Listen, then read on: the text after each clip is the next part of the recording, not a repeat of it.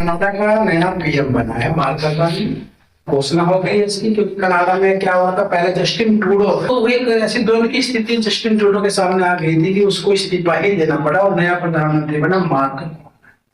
एक नया चर्चा विषय में तेलंगाना। तेलंगाना का जो मुख्यमंत्री है रेवंत रेड्डी, आरक्षण बढ़ा दिया, ओबीसी को उसने 47% आरक्षण दे दिया। उसमें काफी बवाल मचा हुआ है, क्योंकि कॉन्स्टिट्यूशनल राइट्स के अनुसार ओबीसी को कितना आरक्षण है, 27% आरक्षण है, और उसने इसको 47% तक बढ़ा दिया है। एक नया नया एक क्रेज चल रहा है, काफी इंपोर्टेंट सवाल है, एमके स्टालिन। एमके स्टालिन कौन है? तमिलनाडु का मुख्यमंत्री है एमके स्टालिन। उसने पहले भी छात्र नई शिक्षा नीति के तहत हिंदी को जो मुख्य राज्य भाषा है भारत के, उसे हिंदी से भी विद्यार्थियों को पढ़ने के लिए बोला गया था।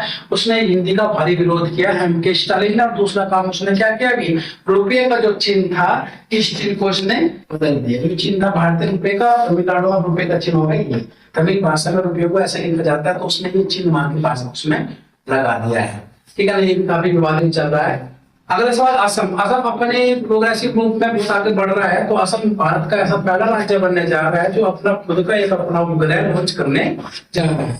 इस सवाल बहुत इंपॉर्टेंट है कि ऐसा भारत कौन सा राज्य बनने जा रहा है जो अपना उपग्रह लॉन्च करेगा, वो था असम। उसके बाद ये सवाल अगर बहुत इंपॉर्टेंट है, जम्मू कश्मीर से रिलेटेड सवाल है। चिनार के पेड़ का आधार कार्ड, प्रत्येक चिनार के पेड़ का एक आधार कार्ड बनेगा। जैसे मानव का आधार कार्ड बनते हैं, ऐसे उनके आइडेंटिफिकेशन के लिए क्या बनेगा, आधार कार्ड बनेगा चिनार के पेड़ का। कहां पर? जम्मू कश्मीर में। अभी अंतरिक्ष में एक नया ग्रह खोजा गया है और उसका नाम जो है ये रखा गया उन्होंने PSR 1719-1438B। और ध्यान रखना 1438B है। ज्योग्राफी से रिलेटेड अगर कोई सवाल आता है परीक्षा में तो इसकी संभावना है। इसका जो है पृथ्वी से 5 गुना बड़ा है और इसकी जो चमक है वो हीरे के समान चमक है, इसलिए लोकल भाषा में इसको हीरा भी कहा जा रहा है। टेम्परेचर इसका कितना है? 2400 डिग्री सेंटीग्रेड। नया सवाल है, राष्ट्रमंडल खेल महासंघ का नाम बदलकर अब राष्ट्रमंडल खेल हो गया। राष्ट्रमंडल खेल में कौन लोग भाग लेते हैं? वे लोग जो कभी इंग्लैंड के उपनिवेश थे, इंग्लैंड के अंदर में, जिस इंग्लैंड के पास है जिसके अंदर इन देशों पर वे राष्ट्रमंडल खेलों में भाग लेते हैं। राष्ट्रमंडल खेल का मुख्यालय चोंगम इंग्लैंड के अंदर है। तो 54 कंट्री जो है राष्ट्रमंडल खेल में पार्टिसिपेटिंग कर रखी है। खेल तो 72 देश है, लेकिन राष्ट्रमंडल खेल की सदस्यता 54 लोगों ने ले रखी है। राष्ट्रमंडल में वही देश है जिसमें कभी इंग्लैंड का राज होता था। तो राष्ट्रमंडल खेल महासंघ का नाम, नया नाम क्या है? राष्ट्रमंडल खेल महासंघ इसमें से हटा देगा। अभी एक सारी रिपोर्ट है, देखिए ये अंतरराष्ट्रीय रिपोर्ट होती है और अंतरराष्ट्रीय रिपोर्ट की भारत की जो रैंक है वो 118 है, जबकि पाकिस्तान की रैंक 109 है ना। और अभी हाल में देख लो GDP को उठाकर देखो या जो घटनाएं घट रही है उसमें आदमी कैसे खुशहाल हो सकता है जिसकी जिंदगी सुरक्षित नहीं है, वो भारत से अब है।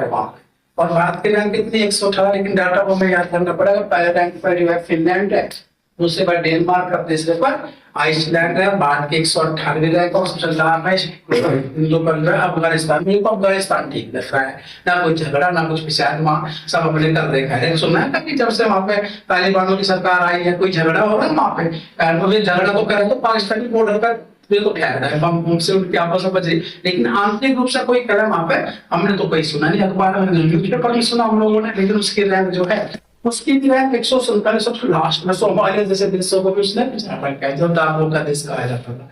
I don't understand this rank. उसके बाद ये कुछ अंतरिक्ष से संबंधित चीजें हैं। 2025 में गगनयान लॉन्च होगा। ध्यान रखना इस चीज का, गगनयान लॉन्च होगा, अंतरिक्ष में जाएगा भारत का यान। और पहली बार ऐसा हो रहा है कि गगनयान लॉन्च करने से पहले यहाँ एक व्योम मित्र नामक रोबोट जाएगा। ध्यान रखना इस चीज का, रोबोट जाएगा, उसका नाम है व्योम मित्र। अगर रोबोट की सही तरह से लैंडिंग और नीचे आ गया है ना, तो फिर ये 4 वैज्ञानिक जो इसरो के वैज्ञानिक है, ये 4 वैज्ञानिक जो है ये अंतरिक्ष में जाएंगे गगनयान लॉन्च में। कौन कौन जाएंगे? प्रशांत बालकृष्णन, अंगद प्रताप, अजित कृष्णन और सुधांशु शुक्ला। और ये ट्रेनिंग पीरियड में, 1 साल का ट्रेनिंग पीरियड में दुनिया से अभी कटे हुए लोगों से मिलना मिलाना कोई मतलब इनसे है नहीं है। ये ट्रेनिंग पीरियड के दौरान का टाइम चल रहा है। 2027 में चंद्रयान 4 लॉन्च होगा। अभी चंद्रयान 5 के लिए भी केंद्र सरकार ने मंजूरी दे दी। एक सवाल आ सकते हैं बिहार में चंद्रयान के किसी मिशन को जो है मंजूरी मिली है? चंद्रयान 5 को मंजूरी मिली है और चंद्रयान 4 जो है वो 2027 में लॉन्च होगा। 2028 में शुक्र ग्रह की खोज करने के लिए वीनस मिशन जाएगा।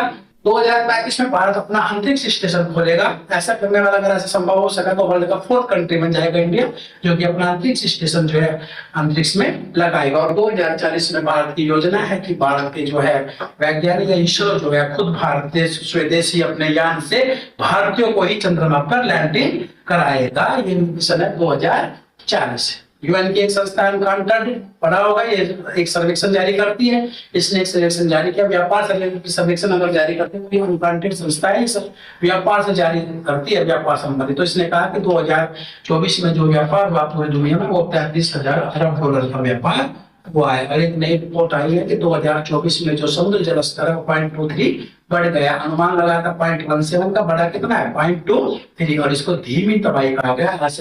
ऐसे ही बढ़ता चला गया तो एक समय बाद समुद्र किनारे जितने भी शहर है क्या हो जाएंगे, जमीन के अंदर धंस जाएंगे। ये डाटा समझ में आ रहा है।